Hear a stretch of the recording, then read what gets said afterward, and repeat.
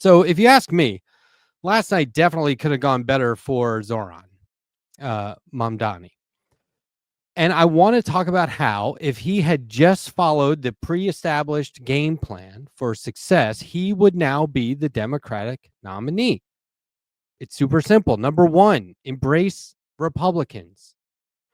How are you going to win over Republican voters with the same woke agenda that Kamala Harris lost on?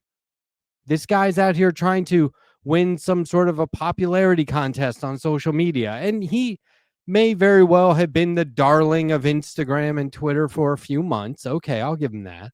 But he never once mentioned the Cheneys. He never once brought never Trumpers out on stage at rallies and town halls. If you don't win over Republican votes, the Democrats won't win elections. It's that simple. But here's number two. Do not alienate millionaires and billionaires. There are 350,000 people in New York City making over $812,000 a year. They're millionaires. That's 1 in 24 people that Zohran flat out ignored. How are you going to raise money if you alienate the big donors? How are you going to raise money if you alienate super PACs? How are you going to fundraise if you don't welcome in the special interest groups on both sides of the aisles? Does it matter that somebody donated millions of dollars to Trump in the past? No, not if they're donating it to us now. We'll take it. We'll take that money. But it's no wonder Zohran didn't have high-profile musicians performing for his crowds, because he didn't raise enough money to pay him. It's like Ro Khanna keeps saying over and over again, we need Elon Musk on our side. He's a good guy, and we cannot do it without him. Government doesn't work without Elon Musk. And now that he and Trump had a Twitter spat, we're bringing him in. Did Zohran even tweet at Elon during his campaign? Things may have gone differently if he had. And listen, I'm not some political scientist or some politics genius here. This isn't even my plan, okay? This is what we have consultants and strategists for, to tell us how to win. We pay them good money for this. And what does Zohran do? Blatantly disregards the consultant's proven model for winning elections. I mean, look, am I nuts? Because this seems really, really simple. The consultants charge millions of dollars while advising Democrats to embrace millionaires so they can pay the consultants. This is not rocket science. And seriously, embracing LGBTQ, the trans community, so-called working class people, this is the same as embracing no good, rabble-rousing activists, just troublemakers.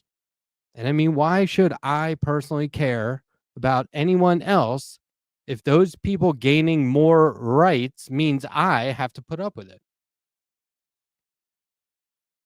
Saying you want to do free buses or anything free is the same as saying I don't like money, or money isn't good, or we don't need money in politics. This is insane. Of course we need money in politics. That's what politics is all about. What's next? You start yelling about how the private prison system is only for profit and not for reform. What's next? You want to start saying everyone needs universal health care? I mean, reps and senators made $3 million in the first 6 months of this year by purchasing pharmaceutical stocks. What are our public servants expected to do? Not make money?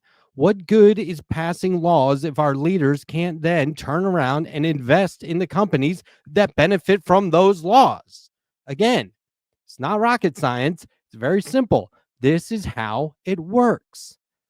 But I get it. Cuomo is, on a personal level, not the best guy. But that's because he isn't woke. Okay? And when When you're not woke, in other words, when you're a real man, you're going to say things and do things that offend people. It's not necessarily a bad thing, though. It's just something that we as voters really need to get past. And I mean, a tough guy who can stand up to Trump, not some softy out there saying we shouldn't have to pay for buses. It's like, some of us might actually like paying for buses. Did you ever think of that? And besides, we have to make sacrifices if we want Democrats to win. Like I said, a woke or progressive agenda is going to push away the Republicans. Keep crying about war and genocide, and you're not going to get the votes of the people that don't agree it's a genocide. What are we saying? That people aren't allowed to think for themselves? And so look, the hard lesson is that as voters, we have to go without if we want the Democratic Party to be in a position where they can continue fundraising. I don't make these rules, but that's the reality. And that's how this country stays strong. That's how we show the rest of the world how it's done and that they're doing it wrong. Rich people are geniuses. Conservatives are people too. And if you ever want a taste of the good life, you're going to have to go without now and then. And look, we're talking about the New York City mayoral election. It's so overblown. For one thing, it's a primary, and obviously nobody cares about primaries. Secondly, we don't even have a majority right now. So it's not the time to like make a fuss and be all fight, fight, fight. Let the Republicans do their thing. They won. We lost. Let them do their thing. That's democracy. And that's America. And in all seriousness, it really is that way. But I actually don't approve. But what I just laid out for you is exactly how it is. And the majority of people that are in politics and in government are thinking that exact same way. Sun up to sundown and then some. Last night's victory showed the rest of the country that it doesn't have to be that way. Socialism won, billionaires lost. Billionaires lost again. And the energy from protesters and activists in recent months paid off. I firmly believe that. The momentum was built. A wave was cresting, and Zohran was on that wave. We are always building momentum, and it's about damn time that we see some results. We don't have to rely on Chuck Schumer. We don't have to rely on Hakeem Jeffries to do what? I don't know. Our expectations should be incredibly low at this point. We don't have to celebrate Cory Booker or anyone who talks for 25 hours straight for, I'm still trying to figure out what the win was there. Grassroots works. We learned this with AOC, and then we sort of forgot it. Politicians need to be actual public servants. That's something they forgot. They are not public servants. They tell you all this great stuff they're going to do.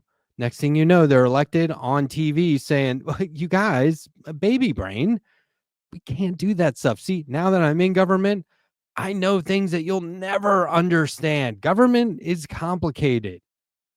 I wonder if maybe there was somebody in government that could uncomplicate things. Oh, well.